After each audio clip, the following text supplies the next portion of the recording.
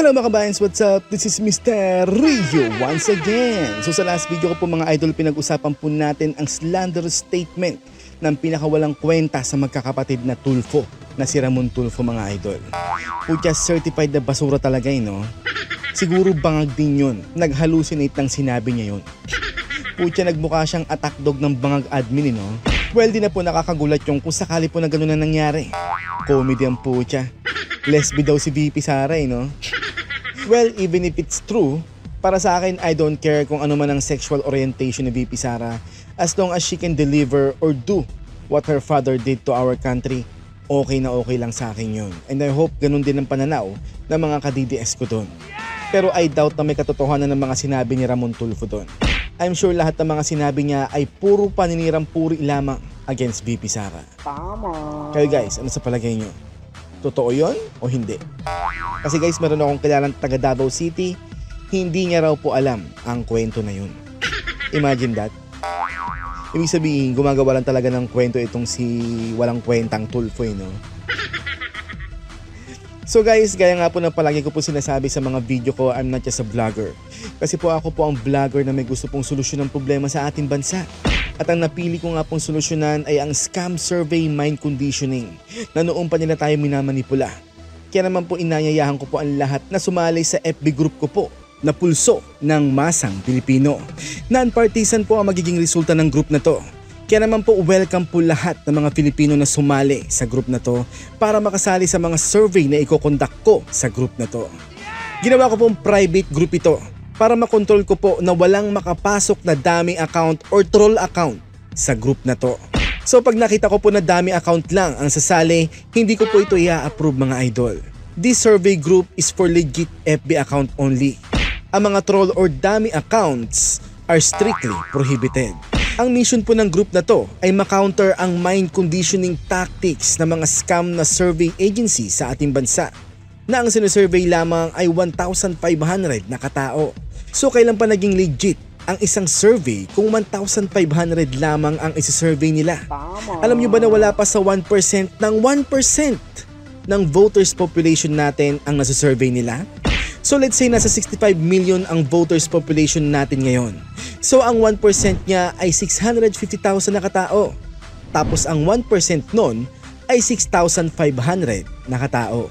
So kailan pa naging legit ang 1,500 lamang? Or kahit paka 2,500 pa sila na nasa-survey, di ba? Kaya nga I don't believe in surveys. Kahit na maging in favor pa kina PRRD or VP Sara or kahit na sino pang mga sinusuportahan natin. So hanggat hindi sila nakaka at least 50% na katao sa total voters population na masisurvey nila, dapat po lagi nating iisipin na hindi po legit ang mga ganyang klaseng survey. Tama. So dito po sa group ng Pulso ng Masang Pilipino, magagawa po natin ito slowly but surely. Basta magkaisa lamang po tayo sa hangarin na malaman ng totoong numero sa totoong pulso ng Masang Pilipino. So welcome po lahat na mag-join dito. Basta legit ang FB account mo, Mapapro Duterte, Anti-Duterte, Dilawan, Pinklawan, or Marcos loyalist, or kahit mga undecided pa kung sino ang kanilang mga susuportahan, welcome po sa group na to. Okay ba? So wala po tayong ibang gagawin dito sa group na to kundi bumoto sa mga i-conduct po nating survey. Okay ba mga idol? Mula noon hanggang ngayon, minamind condition po tayo ng mga nagbabayad sa mga survey agency na yan for their own personal agenda and to make them popular sa mata ng masa. Enough is enough. Somebody had to step up para makounter natin ang mind conditioning na ito ng mga pulpolitiko sa ating bayan. So guys, para mas marami po ang mag-join, pakishare na lang po natin ang group na to para po mas marami po ang maka-join sa mga i-conduct nating survey sa group na ito. Okay ba mga idol? So ano pang hinihintay nyo? Join na! So ngayon naman mga idol, ipapakita ko naman po sa inyo ang matitinding rebuttal ni VP Sara sa mga tuta ni Romualdez sa House of Representatives. Okay ba? Let's go! VP, you mentioned about your plans spending Christmas and New Year with kung sino pa po yung mga darating. Pero clearly po, ang panawagan po ng komite ni Speaker Romualdez is dumalo na po kung, una, yung apat po sana, no, na una na pong na-contempt. Kung dumalo lang po sana sila, they can actually terminate na po, no? Ba naman ang question nito? May question ka na, may storytelling pa si ate, no? Ba yan? Yung hearing, kung maraming may makukuha na po kasi ng information, lalo na po doon sa mga SDO, Specialist Nursing Officers, so sila Parda and si Acosta. So sila po yung parang pinaka na-mention na pinakakailangan mga tao. And si Speaker Romualdez even said yesterday po sa Ambush na Alam nyo sana binibriefing nila ang mga members of the press. Napaki-direct to the point ang question, no? Para mas mabilis, hindi katulad nitong parang mali-mali ang putik.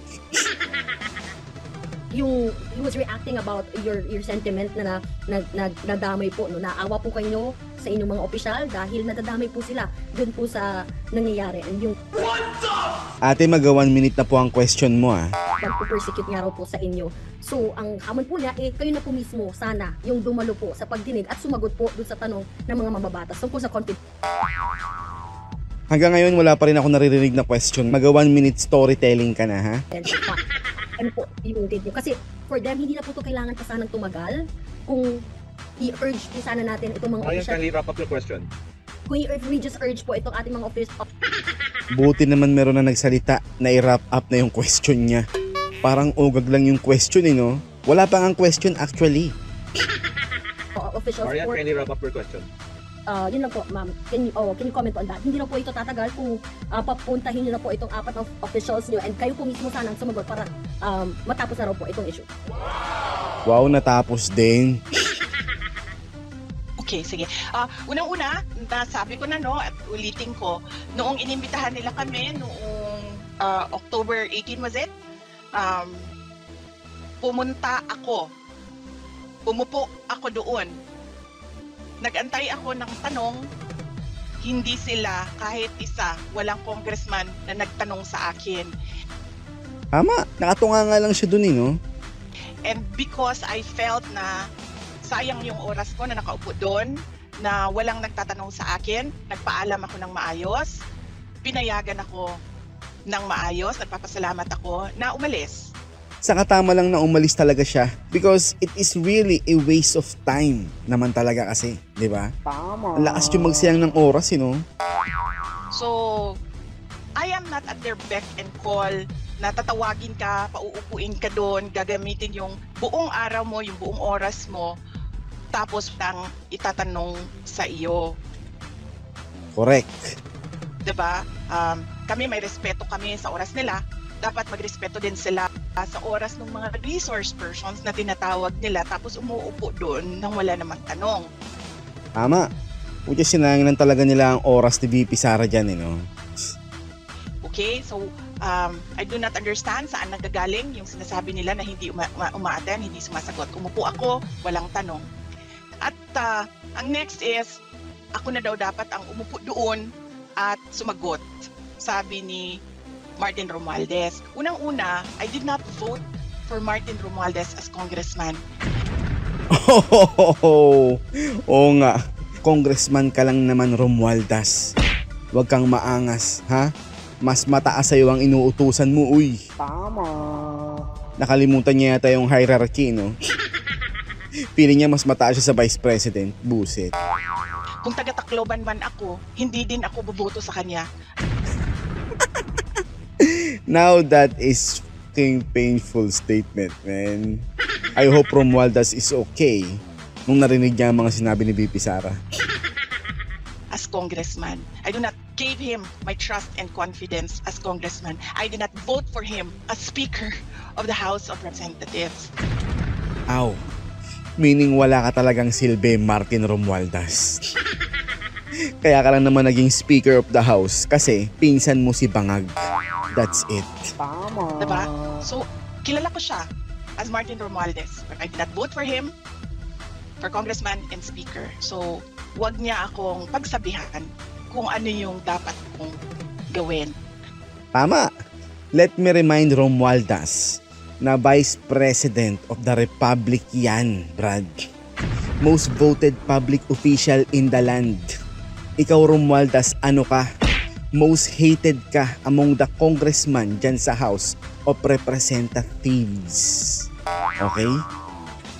And then, doon naman sa 4, lagi kong inuulit-ulit yan.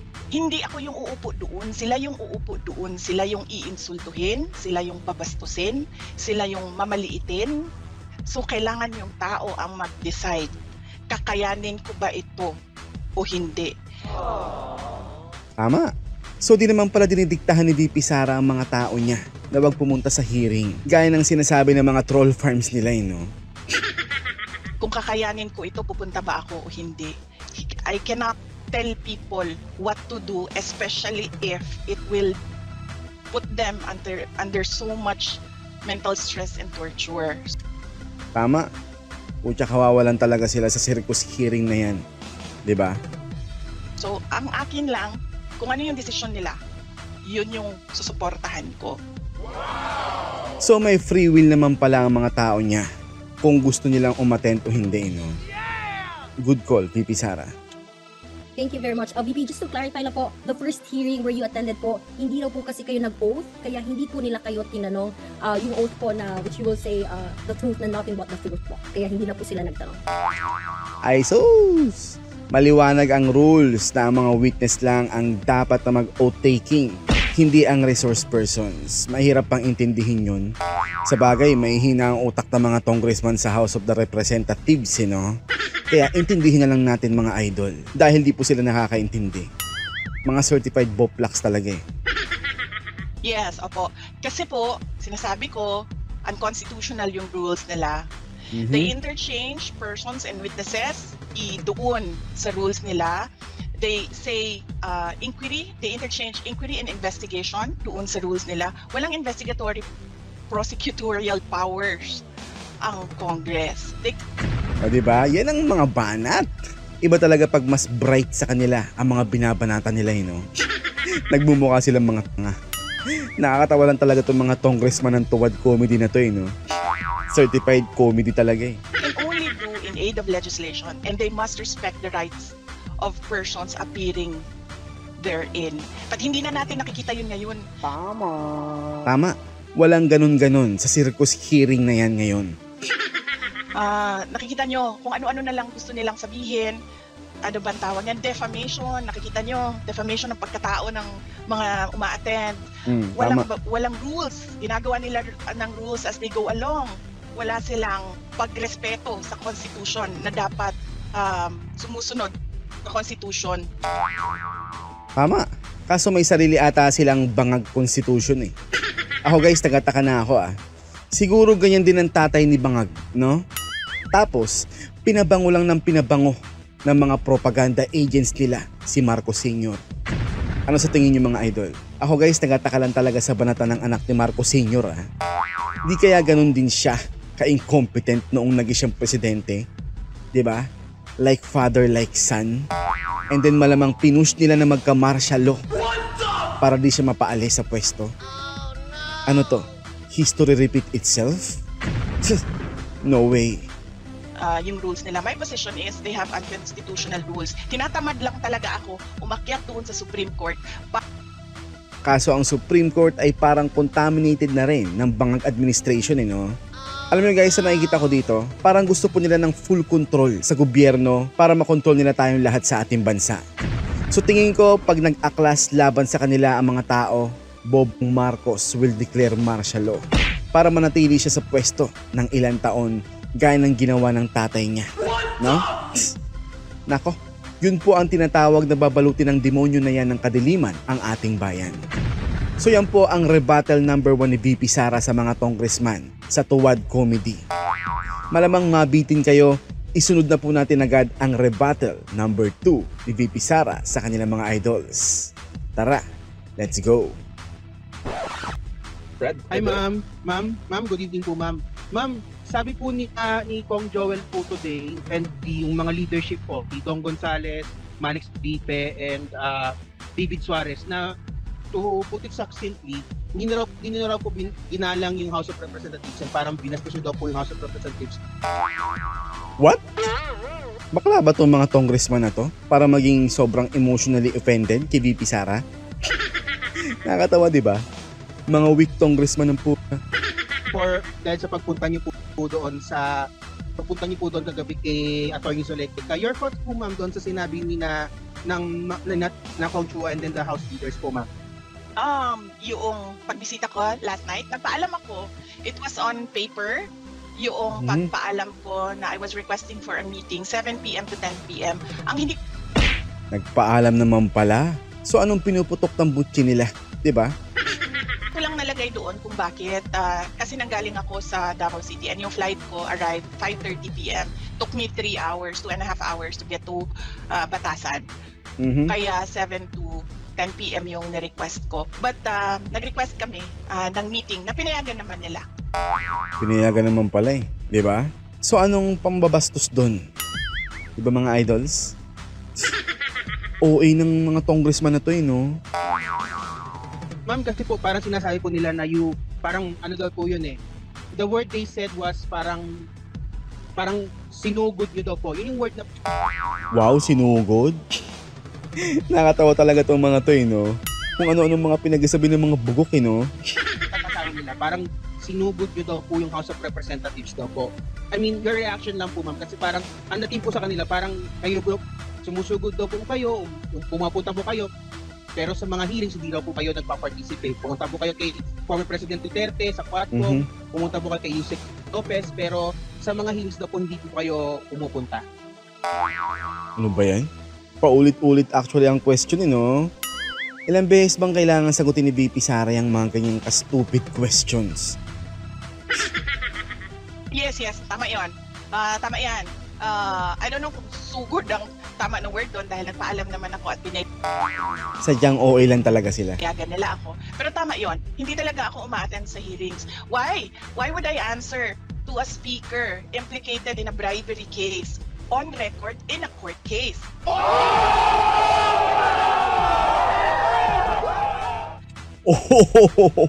Oo nga, di ba? Why should we respect a trash like Romualdez, di ba? Why would I answer to a member of, hanggang ngayon, hindi ko alam bakit member pa ito ng House of Representatives, convicted of child abuse. Tama, pucha. Yan ang tinatawag na talking nila dyan sa House of Representatives. Eh no? Pucha, mahiya ka naman, Franz Castro. Kap ng mukha mo. Dapat ikaw ang dinadala sa Women's Correctional Facility kasi convicted ka for child abuse. Di ba? Tama. Ang tigas ng mukha eh, no? Taking IP children doon sa amin sa Davao City, dadalhin sa Manila.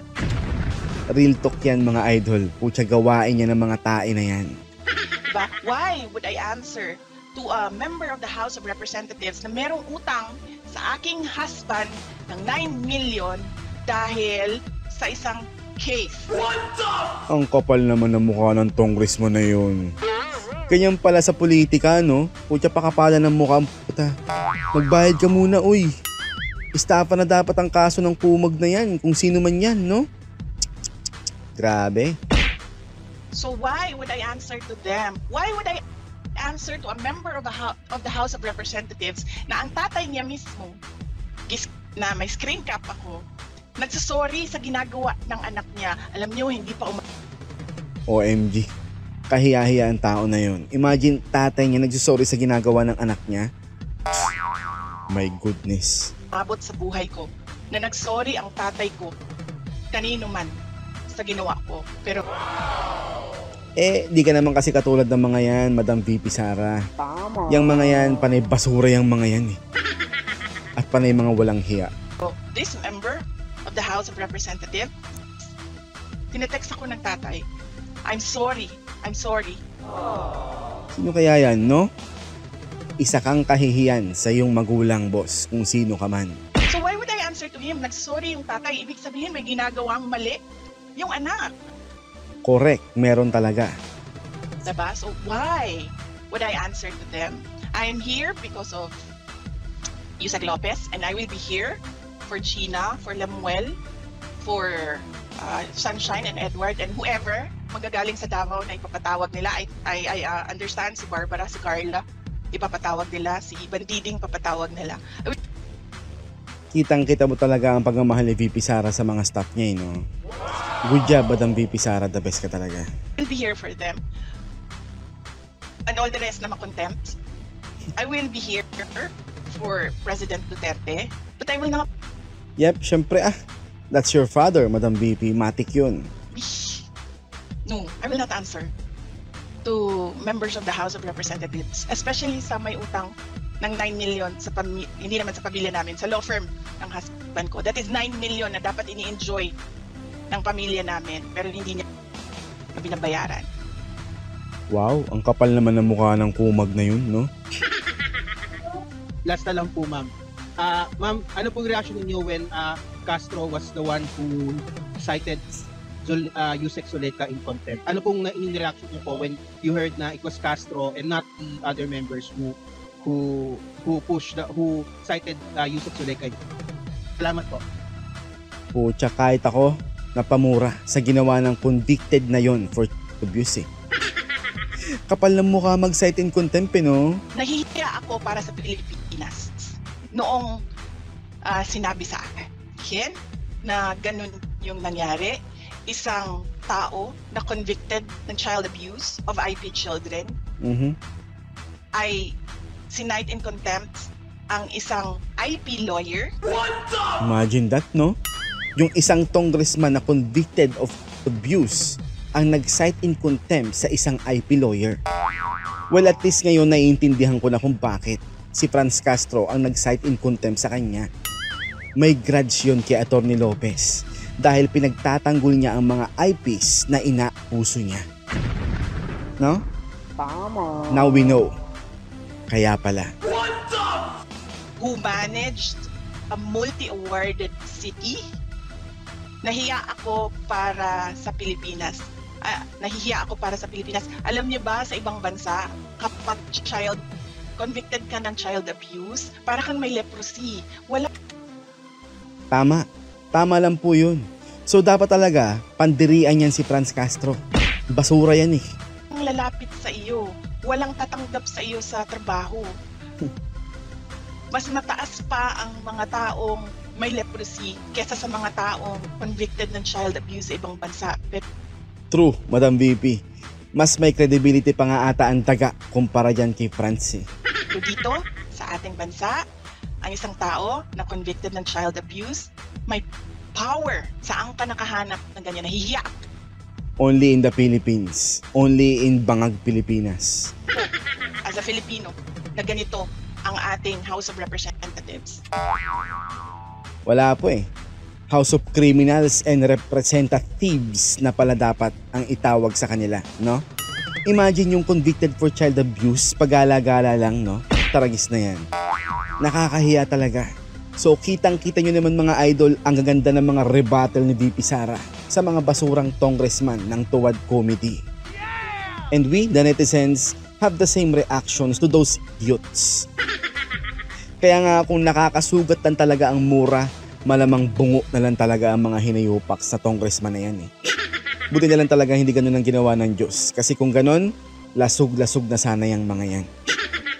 So ngayon naman, pupunta na po tayo sa finale ng video na to.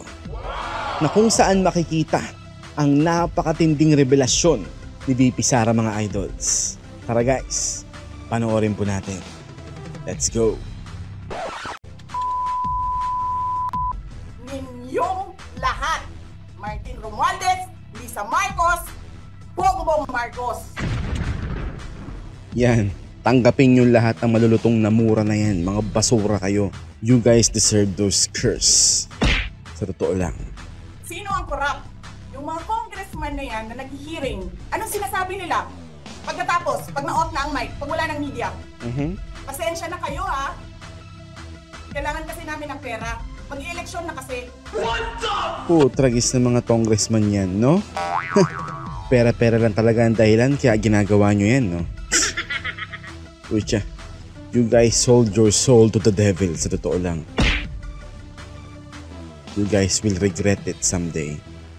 Mga peste kayo. Pakisabi kay Sara ha. Hindi ko naman gusto tong ginagawa ko eh. Hindi mo pala gusto ginagawa mo eh. Bakit mo sinisira pangalan ko? Joel Chua. Ucha, ano yan? Akala nyo punching bag si VP Sara na hindi niya sasagutin ng mga paninira nyo sa kanya? Nagkakamali kayo dyan, mga leche kayo. Ganyan. Ganyan ang bansa. This country is going to hell because we are led by a person who doesn't know how to be a president, who is a liar. Yeps, tama ka dyan, VP Sara. Si Bangag na ata ang pinakasinungaling na presidente na namuno sa bansang to. Certified basura talaga. Alam nyo anong pruweba ko na sinungaling siya? Tinanong ko, dalawang businessman. Matagal na sa negosyo ng bigas. Because I was concerned. This is a campaign promise. 20 pesos na kilo ng bigas. Nako, laking damage yan sa pangalan ni Bangag, no? Imagine, nag-hallucinate na 20 pesos na lang daw ang bigas. Na yan. Tapos nung nanalo na, putya 20 pesos pala na bigas ang dagdag. Di pala per kilo. Pisting yawa na yan. And so, I really sat down and talked to a businessman. Sabi ko, sabihin mo sa akin kung magagawa ba yung 20 pesos. Sabi niya, hindi. Nako, malabo naman talaga yan 20 pesos na bigas na yan per kilo eh. Madam BP, nag-hallucinate lang po si Bangag nang maisip niya yung 20 pesos na bigas na yan. Parang ganun yung nangyari, no? Napaka-imposibleng gawin yan. Because more than 20 pesos ang cost. Paano ka magbenta ng palugi? Tama. True, Madam BP. Totoo yan. So tinanong ko, nagsinungaling ba siya nung sinabi niya? And then he said outright, yes. Yan na po tayo sa Bangag Pilipinas, mga idol. It's either he did not know what he was talking about. Yes, Madam BP. High lang ata siya nung nasabi niya yan. Nasa alapaap ata siya ng mga oras na yan. So incompetent, or he was True. lying to his teeth to get the votes of people. Yeps, at ang dami namang nagpauto na uto-uto. Shout out sa mga ulistang galit na rin ngayon kay Bangag kasi nabudol sila.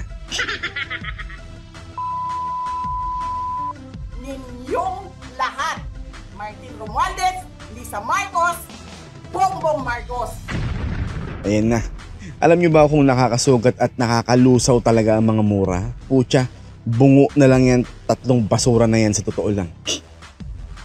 Ginigit-git nyo yung mga tao ko dyan sa envelope na yan. Uy, anong envelope yan? Yung dun ba yan sa matanda? Yung si Madam Sobre? Lisa Marcos, naalala mo? Nagpadala ka sa akin ng video? Sinabihan mo ako saan kukunin ang pera. Nako, baka yan yung videong hawak ni BP Sara, no? Pucha, yari ka ngayon, lizard. Pinakita mo ang muka ng tao doon sa video message mo. Nako. Nako, mukhang matinding revelasyon nga talaga to mga idol. Hi, this is she's been working with us for the longest time. We trust her. Huling-huli ka ngayon, lizard. Pati yung mga expression mo sa pagkasalita, gayang-gaya ni VP Sara eh. You sent me written instructions about money. So si Lizard pala talaga ang pinaka-corrupt among 3 idiots, no? Millions a month. Wow, millions a month? Wow, buhay na buhay sila. Anong nakalagay doon sa envelope? DepEd. What the hell? Ang ginawa ko, binigay ko sa DepEd. Ginawa pala siyang sunod-sunuran ni Lizard, eh, no? Talagis na kapal na mukha ng peste. Wala ka nga posisyon sa gobyerno, namimigay ka ng pera ng gobyerno eh. Kasi ito, yung tangal, yung kasal ko, ako pinsan na ka-Israel. Yari ka talaga nito, Lizard. Huling-huli ka talaga. Sasabihin niyo sa mga tao, nakaw yan, confidential funds yan, ni wala nga kayong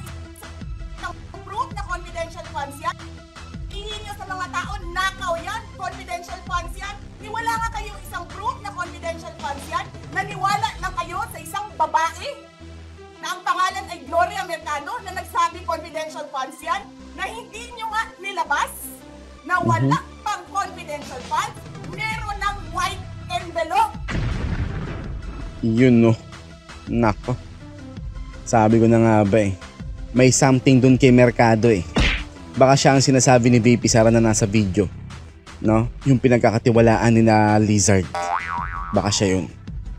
Kasi 2022 pa lang, may utos na ng pera sa DepEd. So kaya pala talaga umalis si VP Sara sa panig ng mga korap na to. Pucha, harap-harapang pagnanakaw eh, no?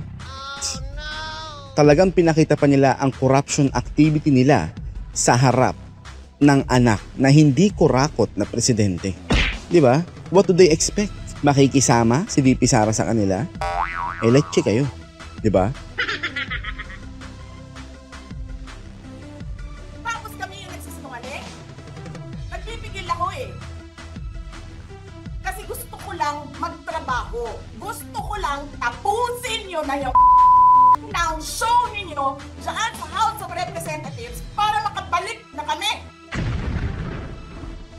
I think they are not yet done. I think they will continue to push VP Sara to the cliff until she'll be destroyed by these idiots. Well, I think habang pinupush nila yon, yun na rin ang magiging nila mga sila. At yun na rin ang magiging dahilan ng pagbagsak nila. Tama. Sa trabaho namin. Tapos ganyan ang gagawin ninyo sa amin dahil hindi kami sumusunod sa inyo. So nakita po natin ang revelasyon ni VP Sara tungkol kay Lizard Marcos na asawa ni Bangag. Pucha, ang tindi no. Feeling Imelda ang hayop. Eh mukha lang naman siyang puwit ni Imelda. So dapat be obedient si VP Sara sa kung anong corruption command ni Lizard para hindi siya tirahin o pabagsakin. No? Nakakatawa ka, Lizard. So guys, yan po ang napakatinding rebuttal at revelasyon ni VP Sara sa kanyang mga kalaban dyan sa House of Representatives at sa asawa ni Bangag na si Lizard. Kayo na po ang bahalang humusga, mga idol. So paano guys, kita-kits po tayo ulit sa mga next videos.